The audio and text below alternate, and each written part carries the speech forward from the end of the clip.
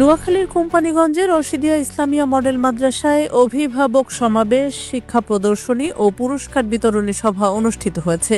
শনিবার বিকেলে উপজেলার চরকাঁকড়া ৫ নং ওয়ার্ডস্থ কলা বাগানে অবস্থিত মাদ্রাসা অডিটোরিয়ামে পরিচালনা পরিষদের সহসভাপতি কাজী ইব্রাহিমের সভাপতিত্বে ও প্রধান শিক্ষক হাফেজ আব্দুর রহমানের সঞ্চালনায় এই অভিভাবক সমাবেশ অনুষ্ঠিত হয়।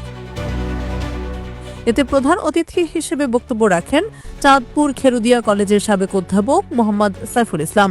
বিশেষ অতিথি হিসেবে বক্তব্য রাখেন বিশিষ্ট সমাজসেবক ও শিক্ষানুরাগী প্রতিষ্ঠানের চেয়ারম্যান ANM ইলিয়াস চৌধুরী, বসুরহাট ইসলামিয়া কামিল মাদ্রাসার ভাইস প্রিন্সিপাল মাওলানা আব্দুল কাদের হেলালি, বসুরহাট আশরাফুল উলুম মাদ্রাসা সহকারী শিক্ষক মাওলানা মোশাররফ হোসেন, রংমালা দারুস সুন্নাহ মাদ্রাসার সহকারী অধ্যাপক মাওলানা আতিকুর রহমান।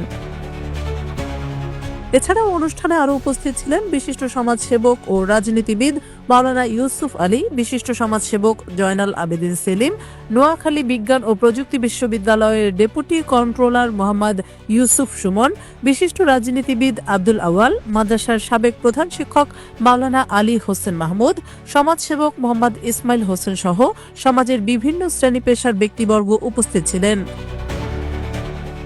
অনুষ্ঠানে শ্রেণীভিত্তিক পৃথক পৃথক বিভিন্ন বিষয়ে শিক্ষা প্রদর্শনী অনুষ্ঠিত হয়।